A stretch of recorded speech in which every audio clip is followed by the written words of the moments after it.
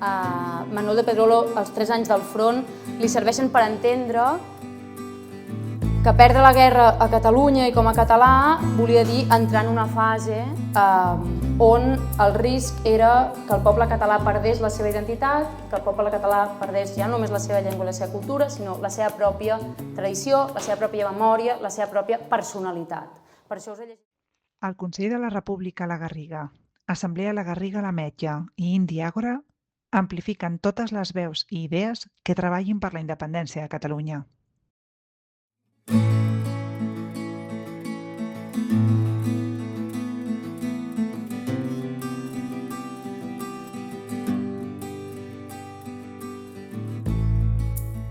Avui tenim la senyora Júlia Ojeda. Ella és doctora en literatura catalana, professora i investigadora de la Universitat de les Illes Balears i crítica literària. Està especialitzada en sociolingüística i feminisme nacionalista català. I és coeditora d'un llibre que diu Màtria o Barbària, 30 veus del feminisme català. Políticament és actualment vicepresident de l'Hora, però ve de l'esquerra independentista, ve d'arran, ha participat en espais... Perdó? Dic que fa uns anys. Sí. Quan eres petita. També quan era petita havia participat amb el sindicat de llogateres, amb la CGT... Però avui ens ve a parlar de Manuel de Pedrolo i tots hem llegit el mecanoscrit del Segon Origen. Perquè així de simple, si perdem el català, que és el que vol el nostre adversari, perdem la nostra identitat. Si perdem la nostra identitat, la batalla està perduda, no? I realment el nostre adversari, o qui diria el nostre amic, no para de treballar en aquest sentit, des de la visita al Sant Pare fins a altres coses setmanals. Júlia, endavant. Moltes gràcies per venir. Un fort aplaudiment. Gràcies, bon vespre. Gràcies als organitzadors i a l'assistència, malgrat la pluja, i evidentment a la Biblioteca de la Garriga per acollir-nos. Dic en plural perquè en realitat vinc acompanyada no només de Manuel de Pedrolo sinó de tot l'equip de Coma Negra, que és qui ha fet possible aquest prosa de combat. Començo llegint-vos una citació i a partir d'aquí estiraré el que m'agradaria explicar-vos arran de la publicació d'aquest llibre, que estem a punt, segur que després d'aquesta publicació d'aquesta presentació arribarem a la 5a edició. Costa molt que els llibres en un país com el nostre, que no només ha de competir permanentment amb la voràgia de les novetats, també ha de competir amb el mercat castellà. Per tant, que un llibre d'articles polítics, queda malament que ho digui jo, però ho dic igualment, un llibre d'articles polítics d'un autor mort l'any 1990 estigui a punt d'arribar a la 5a edició, crec que és un fenomen i és un bon símptoma que el país hi és. I intentaré explicar-vos per què em sembla que aquest prosa de combat ha fet forat en aquest moment de la història del país. La pàtria és aquell indret on tu i d'altres heu format una comunitat amb consciència de ser-ho. Un consens d'homes i dones que se senten solidaris i han desenvolupat una personalitat en la qual es reconeixen. De fet, ni cal que hi hagis nascut perquè sigui la teva pàtria, perquè tens dret d'escollir el poble on t'instal·les. A nosaltres, els catalans, no ens han deixat tenir-ne. Han combatut sempre el projecte de la nostra personalitat col·lectiva, sense la qual la pàtria ens és negada. I ens la neguen encara i de segur que continuaran negant-nos-la durant molt de temps. Tots aquells que enlluernats per tot allò que de bo s'ha fet, negligeixen de recordar que Catalunya ha sortit gairebé despullada de l'experiència que per gust s'hauria ben estalviat. No els hem de permetre que continuïn aquesta obra. Jo no sé si aquesta és la darrera oportunitat que Catalunya té de salvar la seva existència com a poble. Manuel de Pedrolo, gener de 1977. Volia començar citant-lo perquè ell i els seus articles indomables i els seus articles frontals, la seva prosa més desacomplexada i més desconeguda és el motiu pel qual som aquí. Aleshores m'agradaria explicar-vos una mica com va començar aquest prosa de combat, que lluny d'aquesta sospita on Pedrolo l'any 77 es preguntava si seria la darrera vegada, de moment cal dir-li que no, que en aquell moment no va ser la darrera vegada i que segurament ara tampoc ho és. L'any 2019, després d'Urquinaona, jo, com a jove independentista,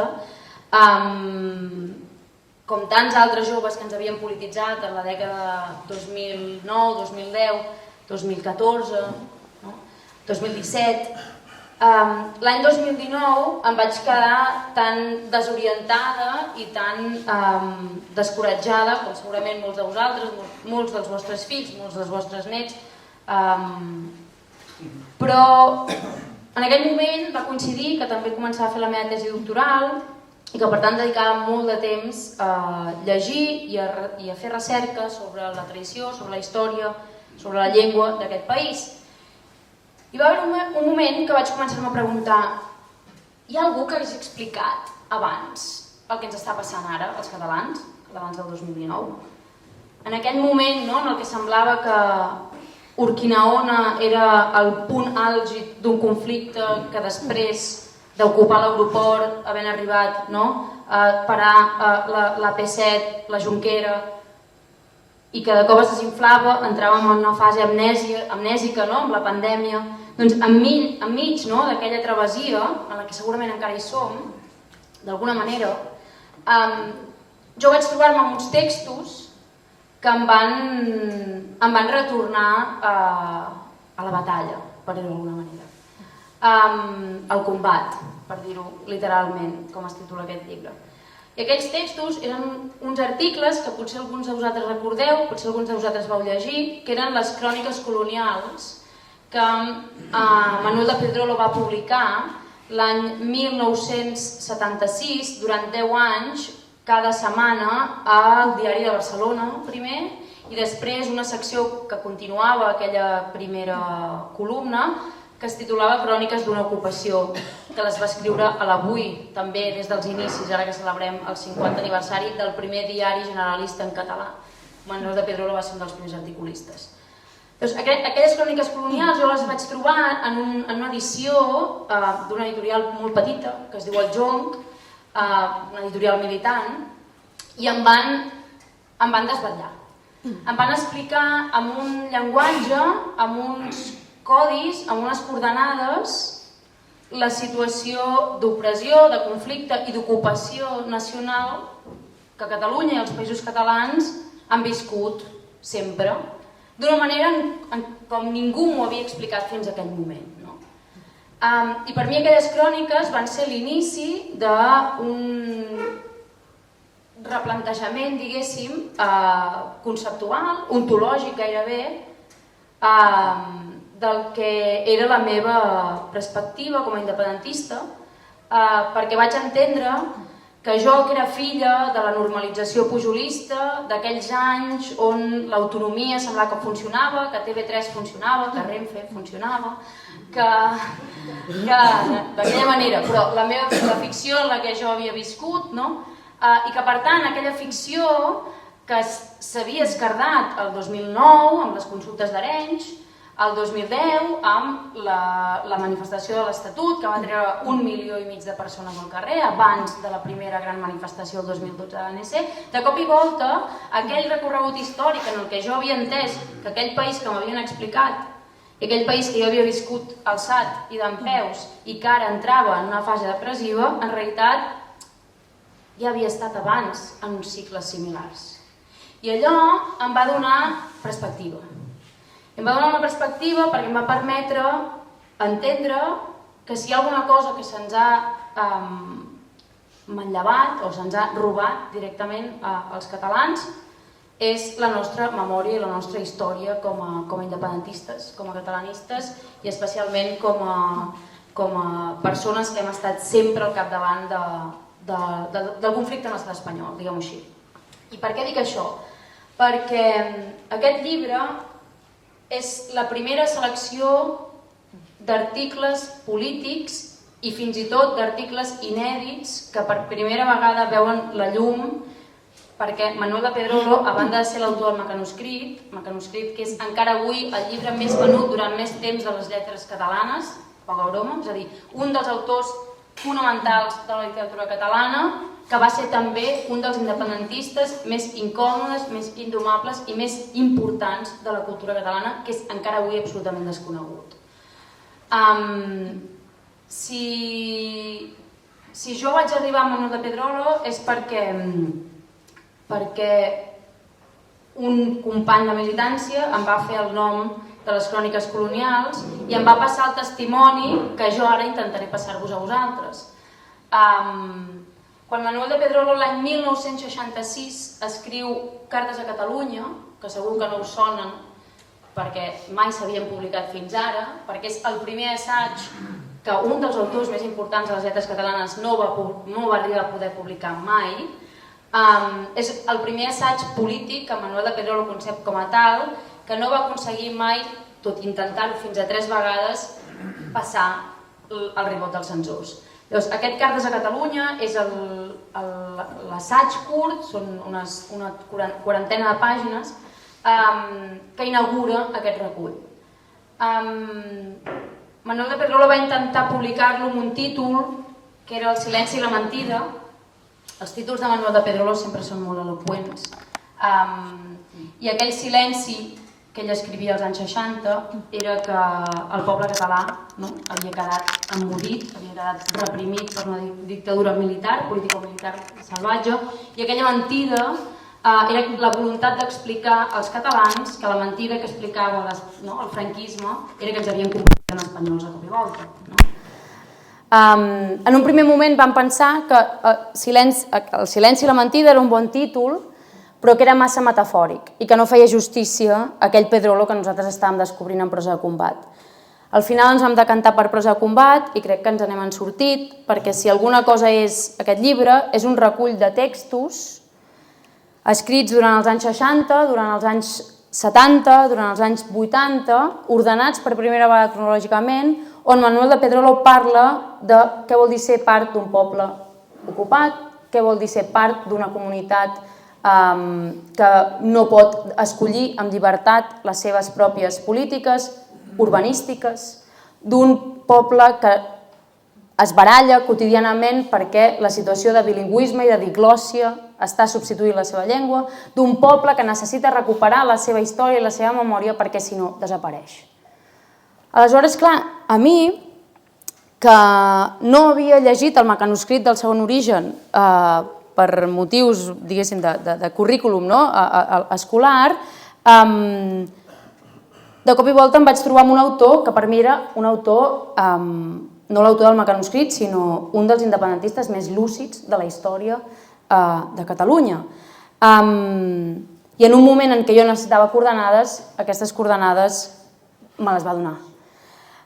I vaig anar corrents al Jordi Puig, que és l'editor de Coma Negra, i li vaig dir: el poble català ha de tenir a disposició aquests textos. No pot ser que Manuel de Pedrolo, per una banda, sigui només recordat com l'autor del Mecanoscrit. És veritat que ell va morir fins i tot emprenyat perquè havia arribat a publicar més de 75 novel·les, potser alguns títols us sonen, Totes les bèsties de Càrregues, Joc brut, Acte de violència.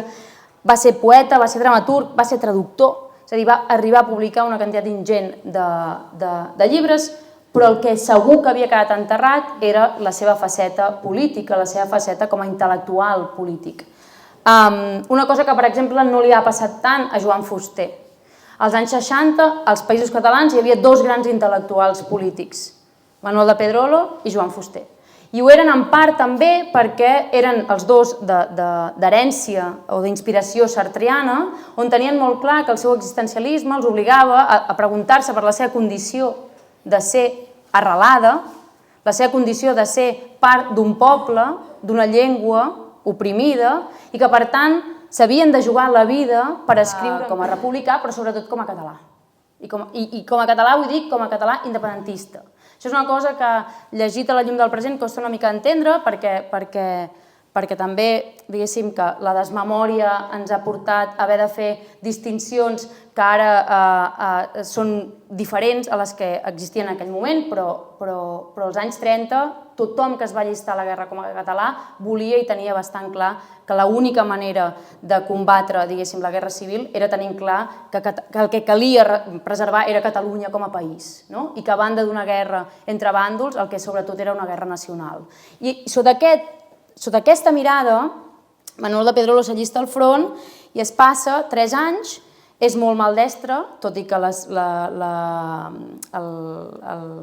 l'ordenen, diguéssim, en un batalló d'artilleria i ell ho explica en les seves memòries i en entrevistes, que era molt maldestre i que per tant no va poder fer gaire servei. Però dedica els 3 anys al front a escriure diaris, que és el que sap fer. D'aquells diaris no n'hem conservat res, per raons òbvies, però la meva intuïció i la meva hipòtesi com a estudiosa és que la llavor d'aquells articles, les idees que conrea, les percepcions que té, les acabarà plasmant en tota la seva prosa articulística i en tota la seva prosa assagística. Per tant, malgrat que no haguem pogut recuperar aquells diaris, Manuel de Pedrolo, els 3 anys del front, li serveixen per entendre que perdre la guerra a Catalunya i com a català volia dir entrar en una fase on el risc era que el poble català perdés la seva identitat, que el poble català perdés ja no només la seva llengua i la seva cultura, sinó la seva pròpia tradició, la seva pròpia memòria, la seva pròpia personalitat. Per això us he llegit aquella citació principal, perquè l'any 77 està escrivint coses que ja havia començat a dir als anys 40, 50 i 60.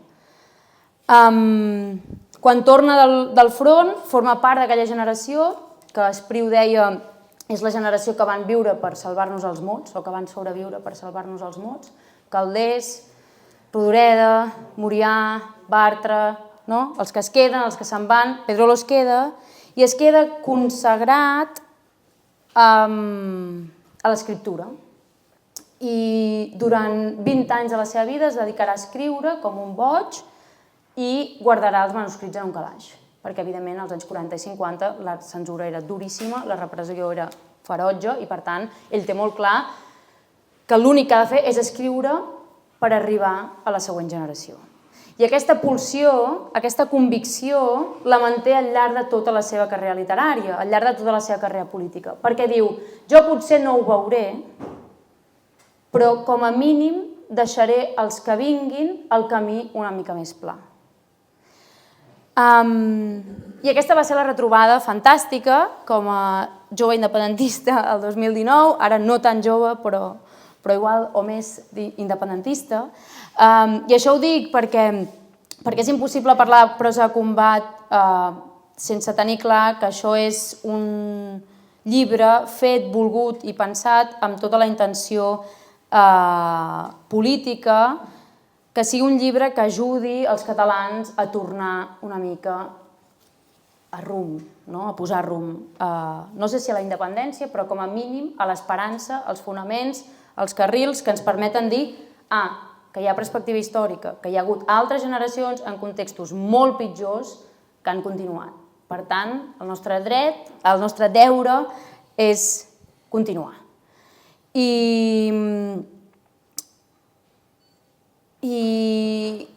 el primer que vam fer, a banda de començar a espigolar en llibreries de vell aquells reculls que Manuel de Pedrolo sí que havia publicat als anys 70, potser alguns el recordareu, Edicions 62 va fer uns volums on recollien alguns dels seus articles. Pedrolo va publicar a l'Avui, al Canigó, a Serra d'Or, a Teleexpress, aquelles revistes on el van deixar publicar, articulisme polític, crítica literària, i Edicions 62 els va publicar amb títols com Els elefants són contagiosos, A casa amb papers falsos, Algú sota l'altre, o Cal protestar fins i tot quan no serveix de res, les cròniques que ja les he citades. Aleshores, el primer que vam fer va ser anar a cercar aquells articles que, amb la mirada posada en el present, seguien explicant-nos alguna cosa que té a veure amb nosaltres. I aquest va ser una mica l'encàrrec que em va fer el Jordi Puig, quan em va dir hi ha una generació que encara recorda el Pedrolo viu, perquè va morir el 90, sobretot la generació de la transició el té molt present, perquè era la seva popularitat era tan bèstia als anys finals dels 60-70 que la gent feia cua als quioscos per anar a buscar les seves darreres novel·les o el diari, quan publicava el Pedrolo. Va arribar a ser tan popular que en plena, diguéssim, posttransició, ja inicis de la democràcia, quan era pràcticament l'única veu independentista cridant sola contra el vent des de les pàgines de l'Avui, a l'Avui li van dir Pedrolo, t'has de relaxar, l'any 86. L'any 86. I Pedrolo va dir no. Si em demaneu que escrigui alguna cosa que jo no vull deixar d'escriure, si em demaneu que no parli que Espanya i que els pactes de la transició són una estafa, si em demaneu que expliqui als catalans que en realitat l'Estatut ens beneficiarà o que la pèrdua, diguéssim, dels països catalans com a mapa de la nació sencera o que el bilingüisme i la cooficialitat de la llengua és una cosa bona, si em demaneu que faci tot això, aleshores plegaré. I el van fer plegar. Hi va haver una revolta dels subscriptors de l'Avui demanant a l'editor d'aquell moment que el readmetessin perquè si no es donarien de baixa massivament. I no només es va veure obligat el director de l'Avui a readmetre'l, l'any 88 va ser gairebé l'última columna que va escriure. Dic gairebé perquè la darrera que va escriure l'any 89, ell mor al 90, encara l'hem de recuperar. La titulada l'any 89 es deia Des de la nació il·legal, però la recuperació, o sigui, la readmissió de Pedrolo a l'Avui al 88 torna amb un títol que ho diu tot, ja l'he citat, però en aquest context encara es veu més clar, torna dient ara torno a l'Avui amb Cròniques d'una ocupació. I es passa un any escrivint perquè el país, encara el 88, viu sota un règim d'ocupació colonial. Aleshores, aquesta selecció parteix d'aquests volums que vam anar a recuperar. Feia 40 anys que ningú els anava a buscar. Hi havia articles que feia més de 50 anys que ningú els havia llegit. I tot i així ens va semblar que era poc per la importància d'un autor com Manuel de Pedrolo. I què vam fer? Vam anar als arxius de censura. I vam anar als articles que mai, fins ara, havien arribat a passar la censura. La primera gran notícia que tinc per dir-vos, a banda de tot el que porto dit, és que el que sabem els catalans és que ni el nostre silenci ni la censura imposada per l'enemic dura per sempre. Perquè uns textos escrits l'any 1966, sense cap esperança que fossin publicats en aquell context, però tampoc en el moment en què l'autor va morir, han estat recuperats per uns independentistes que simplement han anat a buscar uns arxius i que han dit, calla, que això crec que ens interessa. Poc es podia imaginar, això ho hem parlat amb la filla del Pedrolo, no? Però poc es podia imaginar el Pedrolo de l'any 66 que el primer assaig que va concebre com un assaig polític seria publicat més de 50 anys després. I per tant, una mica la voluntat d'aquest llibre, a banda de recuperar la prosa més desacomplexada i més lliure de l'autor, era la voluntat d'explicar als catalans, explicar als independentistes que en cada generació hi ha hagut algú que ha fet d'avantguarda. Hi ha hagut algú que s'ha posat al capdavant i ha dit jo us passaré el relleu. I això es veu molt clar en un article que ha servit també com a reclam i com a citació de la contracoberta, on Pedrolo escrivia: som, em sembla, un arc del pont que travessa el temps, el pilar que es dreça en aquest moment perquè d'altres, anys amunt, puguin continuar construint. Si un dia l'obra s'ha d'interrompre definitivament, que no sigui ara, no volem ser els darrers. I aquest no volem ser els darrers, que per mi té la força i la determinació d'una persona que després de tornar vençut l'any 39 diu continuem-hi, conté aquella determinació que els catalans en realitat no han perdut mai, malgrat tot. Quan Manuel de Pedrolo estava escrivint aquest article l'any 1974. Els catalans celebràvem el 500 aniversari de la primera publicació d'un llibre en català. I durant aquell any, amb totes les patums, començàvem ja a entrar en el ple procés, no? Franco li quedava poc per morir i començàvem en ple procés de transició, hi havia hagut l'Assemblea de Catalunya, la Caputxinada, estàvem en un context de plena ebullició, quedava poc per l'inici del Congrés de Cultura Catalana, és a dir, que el país ja estava molt viu, no? I durant aquell any les patums dels països catalans van escriure articles celebrant les grans glòries dels catalans durant els reis medievals, les conquestes de Jaume I, Alfons el Magnànim, la Guerra dels Segadors, totes aquelles velles glòries que sempre ens hem anat recordant uns i altres en moments baixos. I la gent li va dir al Pedrolo: i tu, per què no escrius un article? Tu que estàs cada dia tocant el vora viu, que si ara els pactes de la transició, que si ara aquells partits que han anat a Madrid a signar no sé quin decret, que si ara la policia espanyola ha detingut 6 independentistes, per què no estàs parlant d'això? I a finals, el mes de desembre, ja a punt d'acabar l'any del 500 centenari d'aquesta primera edició en català, surt amb un article que porta el títol Publiqueu-me l'any 2194, amb la voluntat de dir, si hi ha alguna cosa important de celebrar que fa 500 anys vam publicar per primera vegada en català, és que tinguem clar que d'aquí 500 anys més puguem celebrar el mil·lenari. I que, per tant, tota l'energia, tota la força, tota la determinació no ha de ser tant que jo digui el que hem viscut, sinó el que ha de venir. I així va ser com aquesta operació, diguéssim, feta amb una sabata i una espardenya. Ara sembla mentida, perquè hem recorregut els països catalans, hem venut més de 5.000 llibres i és un volum fet rascant temps d'aquí i d'allà i fet pràcticament amb 0 euros de pressupost. Però la sorpresa ha estat que en 3 setmanes vam fer 3 edicions. I la sorpresa encara està sent que 8 mesos després que s'hagi publicat aquest llibre encara hi ha ganes de parlar-ne. I això vol dir que el país hi és. La setmana passada érem Ulldecona i abans vam ser a Esplugues i abans vam ser a Manacor i abans vam ser a Andorra i abans vam ser a València i sempre hi ha hagut gent, pedrolians històrics i pedrolians, diguéssim, de nova fornada, de diferents generacions que s'han apropat i ens han dit: hòstia, no coneixia aquest Pedrolo. O fins i tot periodistes, que jo em vaig fer, bé, en aquell moment quasi els volia matar tots quan va sortir el llibre, perquè em venien periodistes i em preguntaven com pot ser que no hagi llegit o descobert mai aquest Pedrolo articulista, aquest Pedrolo assagista.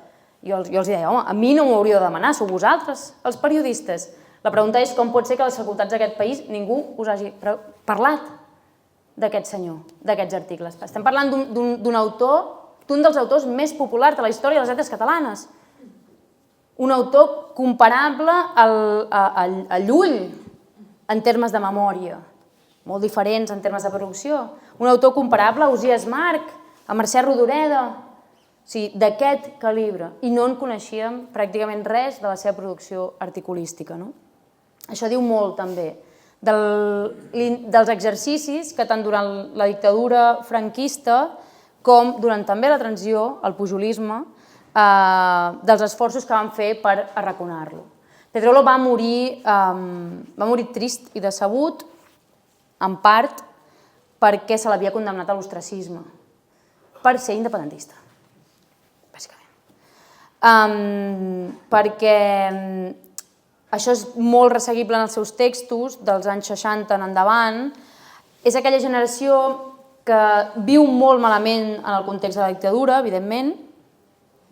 Pedrolo arriba a fer feines de tot, és detectiu privat, per això després té la capacitat d'escriure novel·les detectivestes, perquè ell mateix ho havia set. És carter, fa totes aquelles feines que li arriben perquè no pot viure d'escriure durant molts anys, però tot i així la determinació és absoluta. I és aquella generació que durant la dictadura té molt clar que arribarà un horitzó que els alliberarà. I que, per tant, aquest horitzó que els alliberarà no podia, en els seus termes, no podia ser un altre que la llibertat plena del país. I amb la transició la decepció és extrema, perquè ell veu molt clar que en el moment en què la revolució, diguéssim, del poble català podia per fi donar-li la sobirania que es mereixia, doncs, per una banda, els partits polítics, per altra, la recomposició de l'estat espanyol, les continuïtats de la dictadura amb els estaments militars i judicials, totes aquestes qüestions, ell veu que lluny de resoldre's encara seguiran, diguéssim, molt presents. I això és el que el porta a ser considerat una mena d'oracle rondinaire, així el va batejar Patricia Gavancho, de la transició, perquè és dels pocs que diu el bilingüisme oficial serà un problema a la llarga, com ja ho estava dient, l'any 64 té un article brutal, us el recomano moltíssim, on ja parla dels problemes del bilingüisme en un context minoritzat com el nostre, que tu llegeixes a dia d'avui i dius, ostres, això ho ha escrit el Forest, o ho ha escrit algú de Plataforma per la Llengua, o ho ha escrit... Dius, no, ho va escriure un senyor tot sol l'any 1964. I no només això, sinó que s'atreveix a parlar dels problemes de la immigració dels anys 50 i 60, en un context on era molt difícil parlar d'immigració i ho fa d'una manera en la que explica els problemes, per exemple, ho he dit abans, urbanístics, de les grans onades migratòries, que un poble sense sobirania ni planificació, sense capacitat de planificació, doncs les conseqüències que acaba generant a nivell de construcció d'una comunitat que no pot integrar aquelles onades. I ell el que fa és proposar idees en els seus articles que, evidentment, mai s'han tingut en compte en els debats sobre immigració, que això també és un tema important. I com que no s'han tingut en compte, una de les altres perles que recuperem aquí és un article inèdit, també perquè mai va passar la censura, que es diu Entorn d'una expressió, i aquesta expressió que ell discuteix en aquest article és la famosíssima Els altres catalans. Perquè mentre l'any 1958 i als anys 60 Paco Candela es fa famosíssim pel llibre Els altres catalans, que és una operació orquestrada per Josep Benet i després amb el suport de Jordi Pujol i Max Kanner per construir un relat sobre la immigració que no generi conflictes a Catalunya. I és una operació on hi ha diners i recursos per combatre sobretot un home, Manuel de Pedrolo. I això s'arrossegarà, aquesta batalla, aquesta pugna que ell té amb el pujolisme, s'arrossegarà tots els anys 80 fins que ha mort. En part per això el Pedrolo polític no ens ha arribat fins ara, perquè el relat oficial va haver d'extirpar d'un autor tan popular la seva vessant independentista. Perquè Pedrolo només podia ser un autor popular si era normal, i per tant normal volia dir no polític, no conflictiu, no independentista. Moltes de les coses que van passar-li a ell continuen passant avui encara, amb altres noms, amb altres formes, amb altres maneres de censurar-te. Ara simplement amb el govern socialista, si ets independentista et deixen de trucar. No et censuren, però et deixen de trucar dels llocs. Bé, tot això per anar a parar a on? Prosa de combat, per mi i pels que l'hem fet, no té només aquesta voluntat de restaurar un Pedrolo més lluminós, com el que veieu a la coberta, que també ho hem fet amb l'Epíleg, que és un recull que ha fet Teresa Ibars, que són un recull de cartes als lectors, perquè si Pedrolo tenia alguna cosa era una voluntat humana i comunitària, lluny del relat que es va fer, que era un tio aspre, que no relacionava amb el món, que això formava part també de condemnar-lo a l'ostracisme. I en canvi es dedicava a respondre totes i cada una de les cartes que rebia dels lectors. I els lectors feien cua a casa seva per rebre'l, per conèixer-lo, i ell treballava en un despatx molt petit del carrer Calvet de Barcelona, on tenia manuals d'anatomia i manuals de biologia, amb els que havia traduït lletra per lletra alguns dels autors francesos i anglesos més importants. Per què? Perquè ell tenia clar i això era una discussió permanent que tenien amb Joan Sales i també amb la Rodoreda, ell tenia clar que als anys 60-70 els escriptors de Catalunya s'havien també de dedicar a construir una cultura popular en català. Perquè si els lectors no podien disposar de novel·la de gènere, novel·la eròtica, novel·la històrica, novel·la de ciència-ficció en la seva pròpia llengua, anirien al castellà i això formaria part també del procés de dissolució definitiva. I per això es dedica a escriure com un boig novel·les de gènere. Però tornant a la reflexió sobre el Candel, l'any passat vam celebrar l'any Paco Candel, no sé si us en vau enterar.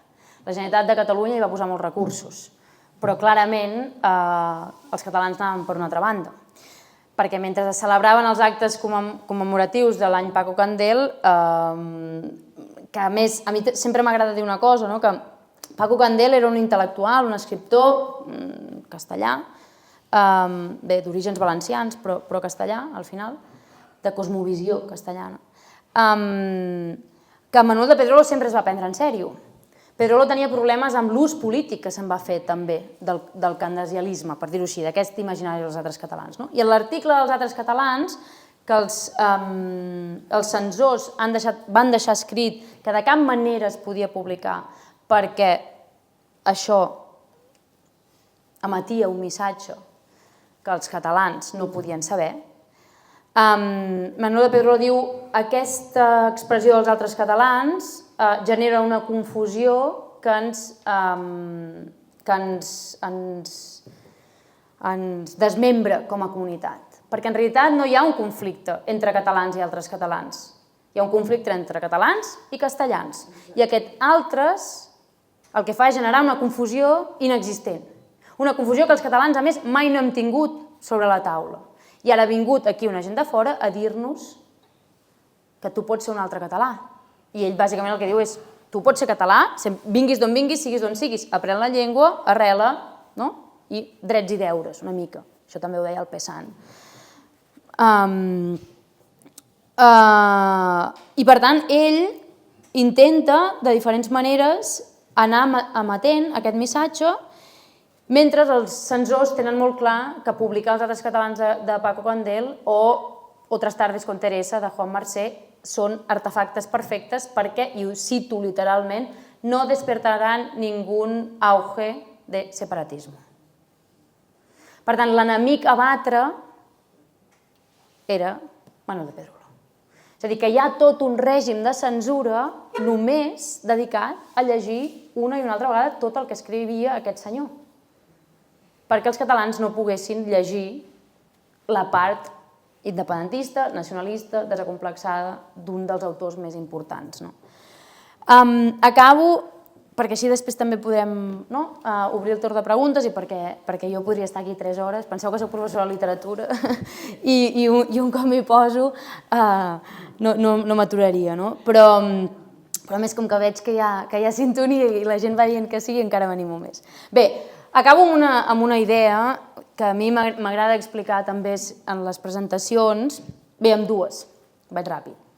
La primera és si els mestres i professors ara en vaga contra el govern neocolonial de Salvador Illa, si els mestres i els professors d'aquest país ens haguessin explicat el mecanoscrit del Segon Origen com una utopia distòpica que, lluny de ser una novel·leta innocent de ciència-ficció juvenil, lluny de ser allò, és la primera utopia distòpica que Manuel de Pedrolo imagina sobre la Catalunya independent, potser ara, no dic que seríem independents, però potser estaríem una mica millor. Per què dic això? Perquè si s'hagués explicat que tota l'obra de Manuel de Pedrolo de ficció és en realitat una obra pensada i pot ser llegida sense separar la política i la voluntat d'escriptura d'un autor com Manuel de Pedrolo, ens haurien explicat que el Dídac i l'Alba, quan es planten davant d'aquell món que han vist arrasat, és la mateixa sensació que tenen els catalans quan tornen del 39. I aquella voluntat de tornar a aixecar un país que tenen el Dídac i l'Alba, que per cert el Dídac és negre, amb la qual cosa l'imaginari de la immigració Pedrolo el té incorporat, però parla en català. Quan el Dídac i l'Alba es troben davant d'aquella voluntat de dir tornem-hi, el primer que fan és, ara que som a una biblioteca, anar a guardar aquells llibres, a salvar-los, perquè puguin explicar als seus fills qui són, d'on venen i cap on han d'anar. És a dir, guardar la tradició. I a part, l'Alba és fèrtil, la qual cosa Pedrolo tenia claríssim que si hi havia alguna cosa cap al futur era que el poble català se n'en sortiria.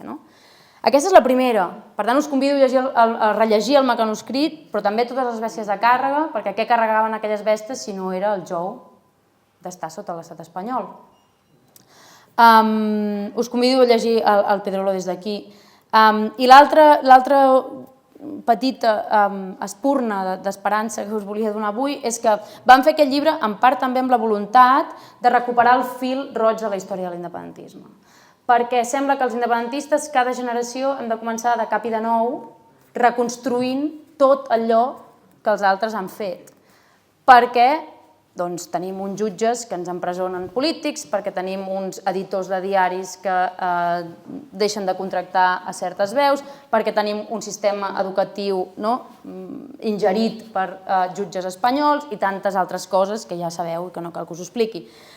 I per tant, aquest fil roig el que volia era connectar Álvar Valls, històric, independentista, exiliat, més de 60 anys a Andorra, amb qui vam fer la presentació a Andorra, precisament, amb ell, i que quan el vaig trucar em va dir: Júlia, jo ja he batallat en totes les batalles, he estat a la presó, me n'he anat a l'exili, he anat i tornat, deixa'm en pau. I jo li vaig dir: espera't, Álvar, fem una cosa, jo t'envio el llibre, el fulleges i en parlem. Doncs l'alegria, el dia que em va trucar i em va dir: només he mirat l'índex i al Pedrolo no li puc dir que no. I vaig dir: vale, fantàstic. I a més em va enviar una carta que l'any 1975 Manuel de Pedrolo li havia enviat quan ell estava a la presó, a Segovia, com independentista. I allà va haver-hi un acte de justícia històrica, de comunió, en el que un militant històric de l'independentisme, exiliat a Andorra durant molts anys, que havia conegut el Pedrolo quan era ajudant de Jordi Sassanedes a Serra d'Or, perquè l'Álvar Valls va començar així, corregint-li els textos a Manuel de Pedrolo, que anava a buscar-li a casa seu i que gairebé 70 anys després érem a Andorra celebrant que aquells articles que l'Álvar havia corregit, una jove independentista que era jo, els havia tornat a editar en un volum. Aquesta va ser la primera gran fita d'aquest fil històric que ens hem proposat relligar, i la segona va ser la de Núria Cadenes. Núria Cadenes a València, que també ens va presentar el llibre. Núria Cadenes sempre explica que s'hi va resistir la tortura i la presó l'any 1988, quan va ser condemnada sense judici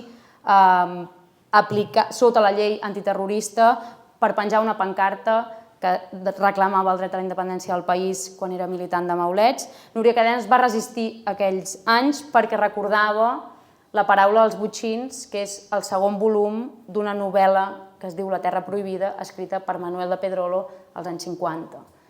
I quan Núria Cadenes i jo mateixa i Manuel de Pedrolo tornàvem a ser a València, assetjada per els neofranquistes de PP i Vox, reclamant que si els països catalans i Catalunya es mereixen una cosa és la llibertat que Pedrolo anhelava, el fil va tornar a fer un tomb i ens va donar esperança per continuar. I per això sóc aquí, per donar-vos aquesta esperança i per recomanar-vos aquesta presa de combat. Gràcies.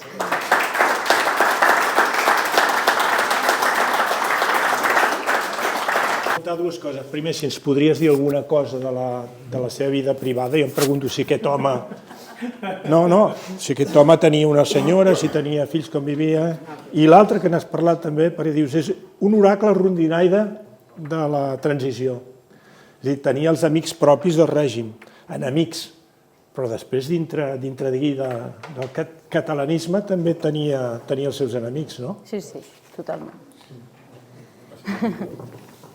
Sí, gràcies. Bé, la seva vida privada es resumeix molt ràpid perquè va ser un home molt dedicat a la seva obra. Pedrolo sempre explica, i té una única filla encara viva, l'Adelaide, que s'encarrega, diguéssim, de gestionar el llegat i també ha sigut una de les impulsores. Si mai aneu a Concabella, hi trobareu el castell de l'Aranyó, el castell de Concabella, ara restaurat com a casa museu i el podreu visitar. Aviat també, si a Tàrrega se n'en surten, estan començant les obres per la casa museu, per tant l'Adelaide encara és viva i treballant pel llegat del pare. Però l'anècdota de la família era que Manuel de Pedrolo explica que tenia molt mala lletra i que si no hagués sigut per la primera Olivetti, la màquina d'escriure que li van regalar, mai hauria estat escriptor. Però deia, només hi ha una persona en tota la terra que sigui capaç d'entendre la meva lletra, i aquesta persona era la seva dona. Per què serà, també? Aquí acaba la seva vida privada. Va ser un home molt discret, també, en aquest sentit. Hi ha un parell de qüestions que també són importants. Orfe de mare, quan se'n va al front ja és orfe de mare, perquè la mare mort donant a llum al seu germà, i el seu germà petit mort al front pels propis republicans, en un moment en què ell té por i en un intent de deserció els republicans l'assassinen. Imagineu-vos que és tornar l'any 39, orfe de mare, sense germà, i dir som-hi.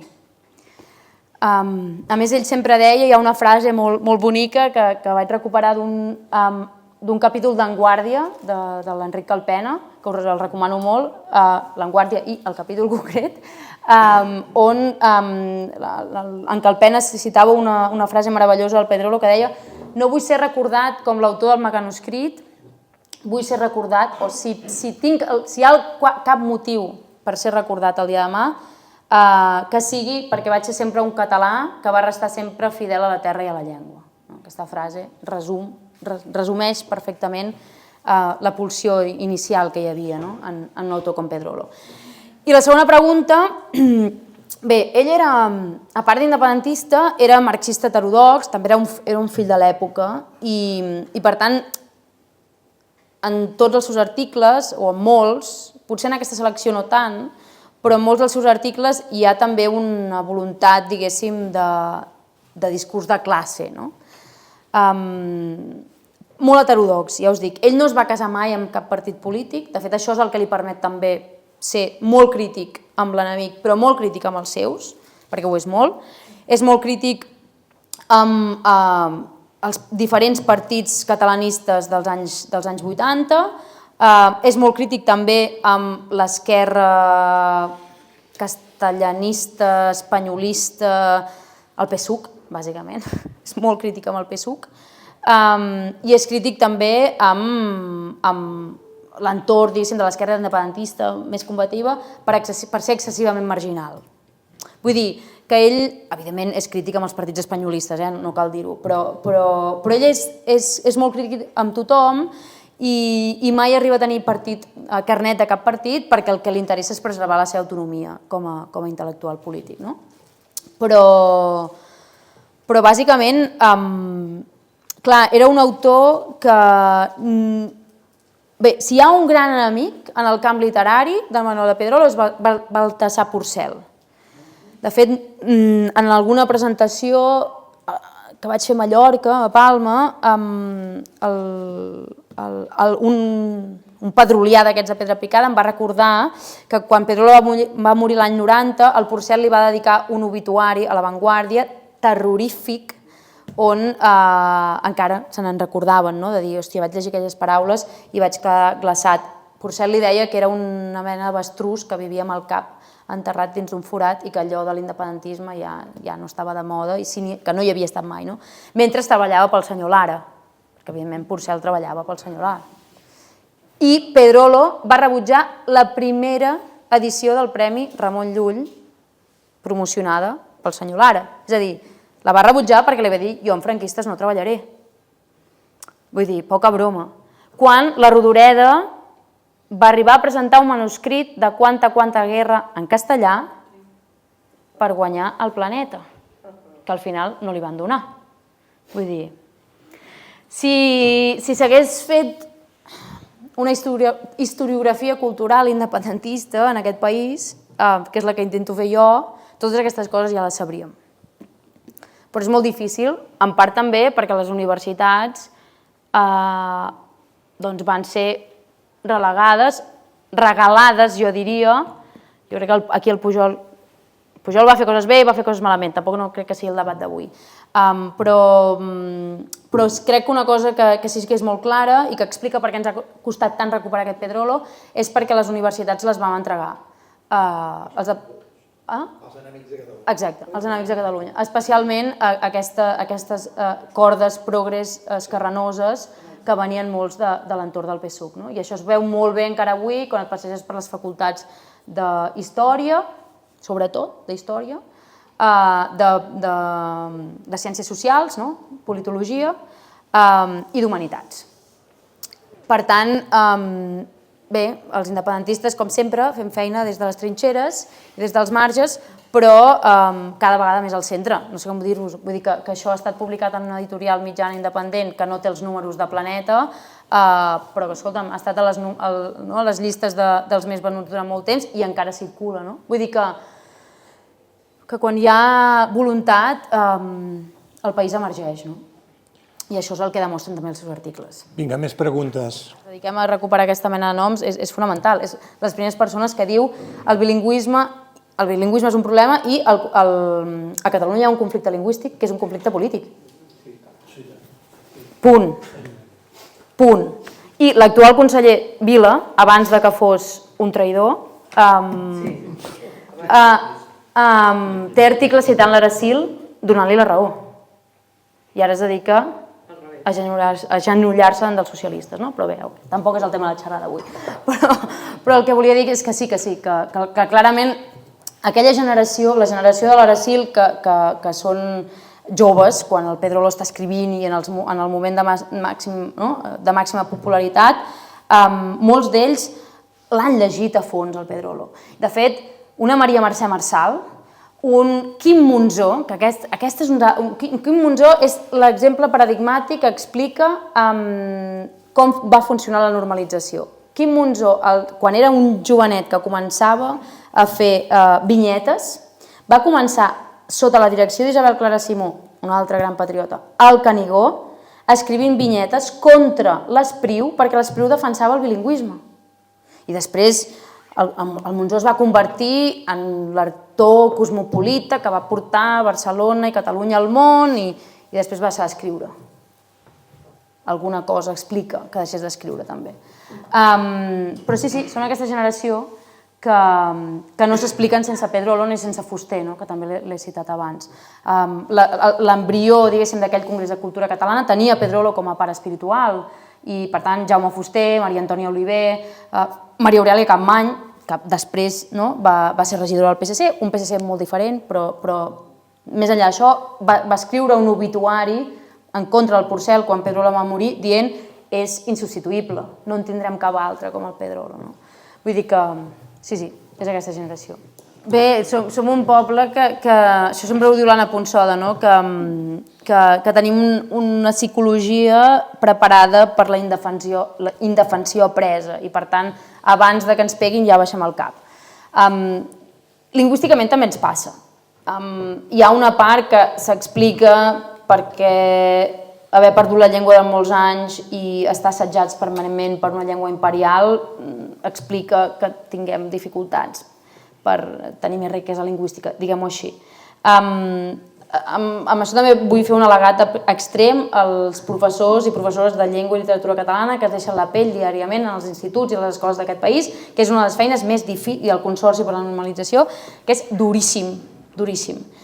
Però amb això també vull dir que ara també estem assetjats per fenòmens que el Pedrolo no podia preveure, com és la globalització, les xarxes socials, vull dir que tot suma en aquest engranatge on, evidentment, una llengua minoritzada té dificultats. Ara bé, el català sempre ha sigut una llengua en l'espai d'internet de potència. De fet, som la 13a llengua més important en l'àmbit d'internet, la primera en tenir Wikipedia que no fos llengua anglesa, vull dir, poca broma, però clar,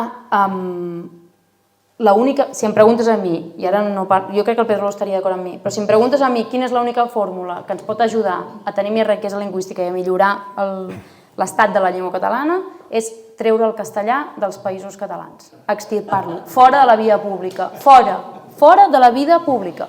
A casa seu que la gent parli urdú, xinès, castellà, mandarí, el que vulgui. A la vida pública dels catalans només en català. És l'única manera en la que ens en podem sortir. Descastellanitzem els països catalans. Això ja ho deia el Pedro Larrea. Però això ens estàs dient que hem de parlar sempre en català. Evidentment. Parli el que parli l'altra persona, que se'ns adreça. Sí.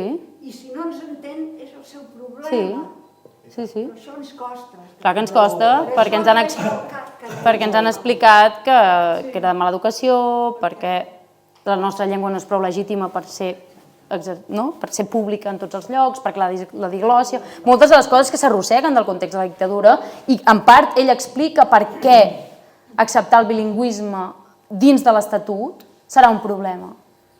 I de fet, algunes coses que pel context de la dictadura en la transició l'Estatut necessita, diguéssim, donar-nos una mica de mànica ampla ni que fos sobre el paper, són esmenades l'any 2010.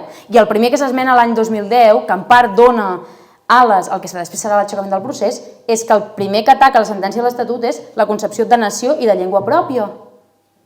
És el que retalla el 2010, sobretot, és aquesta idea. És aquesta idea. I per això, a les escoles de Catalunya, jo també conec la realitat perquè la camino, perquè l'estudio i perquè jo també he ensenyat llengua catalana. El problema que tenim és que no podem treure el castellà de les aules. Per principi constitucional i per principi estatutari. No el podem treure de fora de les aules. Això ja dona per un altre debat, però per tornar una mica al Pedrolo, el que tu em demanes, ell ja ho va resoldre. Fora el castellà de la vida pública. Punt. La llengua pròpia del país és la catalana. I per principi de justícia lingüística, els drets lingüístics dels catalans s'han de preservar. I tots aquells drets que té el castellà a casa nostra, que no té el català a casa seva, expliquen per què som un país colonial. I això és una cita de Pedrolo. El 1955... Un moment, agafem el micro que estem gravant, no sé per què se't senti. El 1955, a l'Institut Menéndez y Pelayo de Barcelona, ens estaven dient que el català era una llengua muerta. O sigui, a partir d'aquí era l'ensenyament de quart, cinquè i sisè de batxillerat.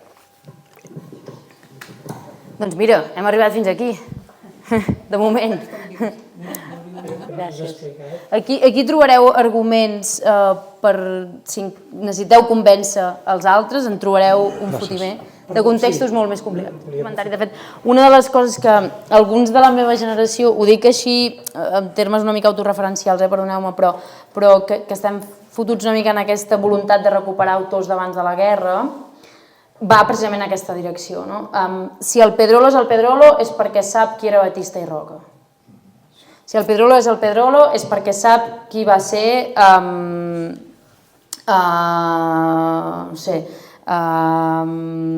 Daniel Cardona. Per posar dos noms com molt emblemàtics que en les facultats d'història d'aquest país no es fan els seus noms. Llavors, una de les responsabilitats jo crec que tenim ara, en aquests moments d'evitar les trinxeres i la travessia al desert, és recuperar aquesta història, aquesta memòria. Si alguna cosa hi ha en el Pedrolo és la voluntat de dir que no ens robin la memòria. I per tant, la feina és aquesta. Jo crec que diria dues coses. La primera és, hem estat pitjor, per tant, deixeu de plorar. Crec que el primer que diria és això. Perquè com a mínim ara podeu parlar el català amb llibertat al carrer. Altra cosa és que no es parli. I aquí és on diria com pot ser que us estigueu deixant fer això. Per tant, jo crec que per una banda ens escarmentaria de dir deixeu de plorar, igual que amb la independència, deixeu de plorar. Hi ha hagut molts moments en la història de Catalunya que ens hem alçat, no ens n'hem sortit, tornem-hi. Hi ha hagut gent tantes i tantes vegades. I amb el tema lingüístic jo crec que assenyalaria el que estàvem dient ara, la manca de política lingüística que amb valentia encari el conflicte lingüístic, que vol dir que hi hagi un règim d'inspecció lingüística que vagi per pobles a revisar les cartelleries de tots els països catalans o de Catalunya. El problema el tenim aquí. Exacte, que hi hagi inspectors i que hi hagi direccions de centres a les escoles que diguin als mestres no canvieu de llengua, als clubs esportius, que retirin subvencions. Que retirin subvencions. Els projectes que rebin finançament públic que no compleixin la llei lingüística no estan complint, per tant, hi ha prevaricació, hi ha fins i tot corrupció, segons com, perquè tu no pots ser beneficiari d'una ajuda pública si no compleixes els drets, els deures que tens com a ciutadà. Bé, i aquí tantes altres coses que donaríem per una xerrada només sobre política lingüística, però aquest és el conflicte que tenim, no? I crec que el Pedrolo diria exactament això. I ho deia sobretot al principi, no? L'espriu que escrivia dient la generació que va viure per salvar-nos els mots. Bé, nosaltres com a mínim de moment no ens hi juguem la vida, ens hi juguem la salut mental, si voleu, no? I la paciència, que també és una forma de perdre la vida, però... La vida com a nació també. Exacte, sí, totalment, però vull dir que no tens un policia a la porta de la casa, no? Disposat a detenir-te per parlar en català. Ara que parlem també de gaudir, no? Aquests dies amb el pa, bueno, clar. Júlia, jo també et volia... tornant a Pedrolo, Sí. Des que has començat, jo de petita ens feien llegir bastant, i llegia molt, però si em dius, o quan ara algun nen em recomana, em surt el mecanoscrit del segon origen. Jo com a professora et pregunto, és a dir, dels llibres que jo recordo molt és aquest.